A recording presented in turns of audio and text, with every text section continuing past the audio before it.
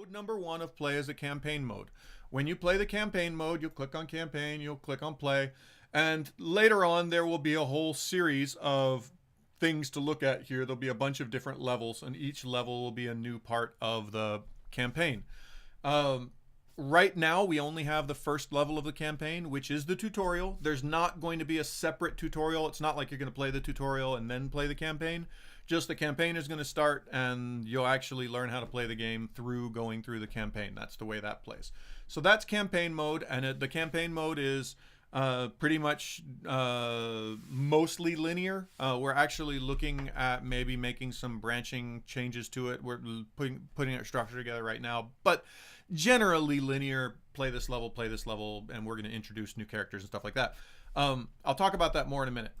The other way you can play is you can play in skirmish mode. Skirmish mode is basically, as I play through the campaign, that is going to unlock a number of levels. These levels are the same levels that will be unlocked in multiplayer. So here's all of the different levels and whatnot. So you can go in skirmish or multiplayer mode.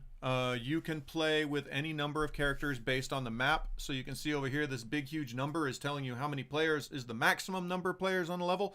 You can play with less than that if you want.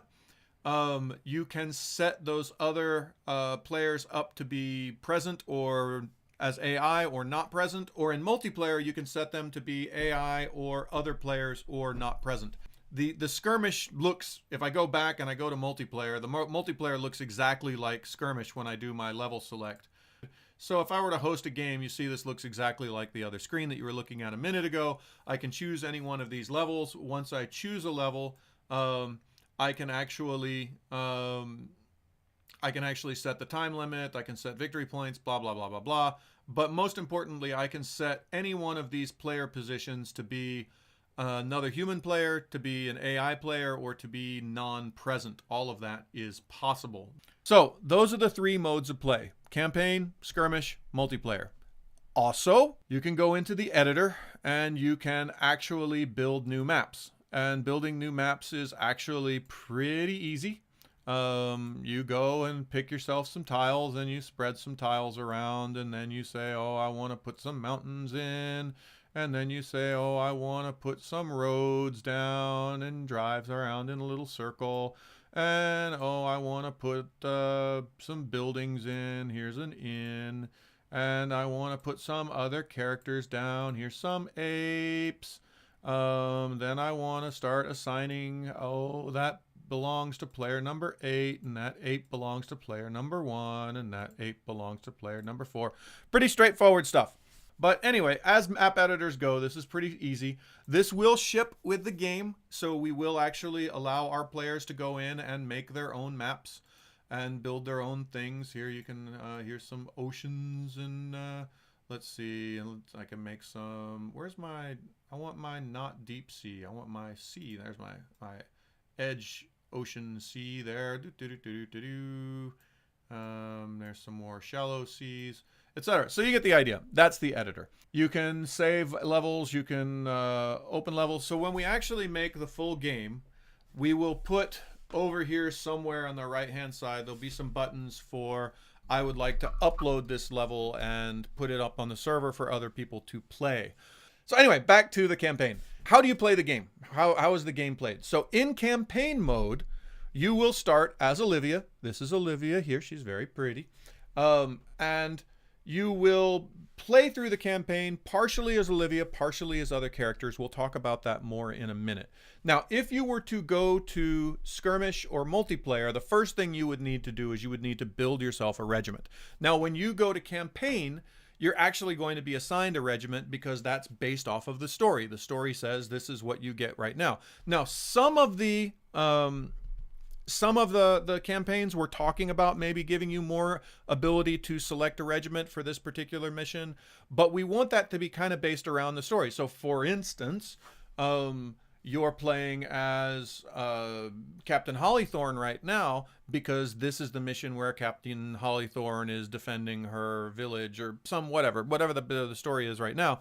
We want your troops and the troops that you're fighting to have sort of a mix. And what we're doing with the The campaign is we're actually unlocking the heroes and unlocking the units. So as you go through the game and through the campaign, you will be introduced to new heroes, introduced to new regiments, introduced to new units, and those units will now be opened up for you to go play in multiplayer and in skirmish. I'm going to skip ahead a little bit. If we were playing that, if you had unlocked a bunch of units, make yourself a username and a regiment. So for right now, we will call this Greg Can Learn. Will be the name of our username today. And Greg Can Learn is the username. So when I play a multiplayer, this will be the user that is listed as the user. Now, I can actually choose any of a number of regiments. Here's my regiment select screen, for instance. When I choose my regiment, I can actually make myself my own little banner, just like we used to. For those of you who played Callasia, you'll recognize many of these emblems and whatnot. Then you're going to pick your hero and your regiment.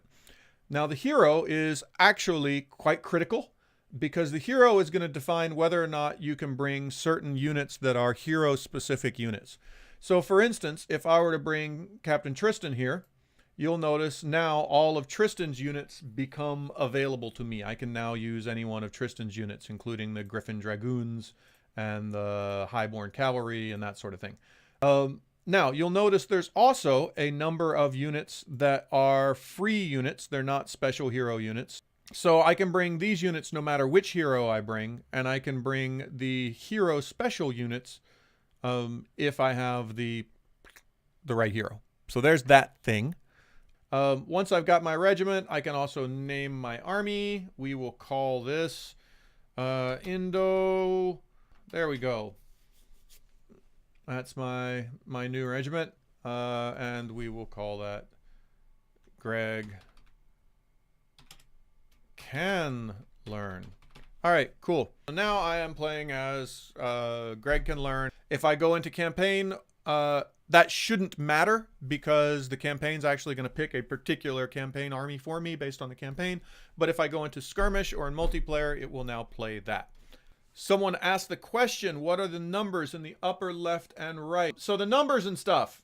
So this number up on the upper left-hand side, this is how many control points are required to control that unit. This is a relatively small unit, so I only need one control point to control that. On the right-hand side, the gold 10, that means how much gold do I have to spend to get that unit. So when I want to summon this unit, he's going to toss me 10 gold, and he's going to eat up one of my control points, which is sort of the same as PopCap from Legends of Callasia. So I will get more control points by taking over more villages and buildings and structures.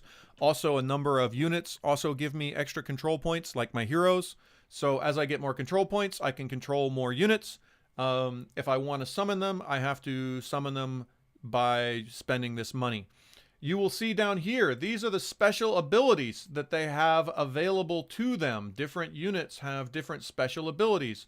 The Hierophant, for instance, has a bunch of cool kick-ass spells. Down here at the very bottom, this is on the left-hand side, his attack value, his movement, and his hit points. So whenever I make one of these little guys fight, combat is very straightforward. If he bangs into another unit, he's going to do 2 points of damage. He could take 10 points of damage before he dies. Pretty straightforward. I hope, Greg, this was informational for you. Welcome to the team. Welcome to us actually making awesome games together and that sort of thing. For those of you who weren't here for the beginning of the stream, thanks for being here. Happy Chinese New Year.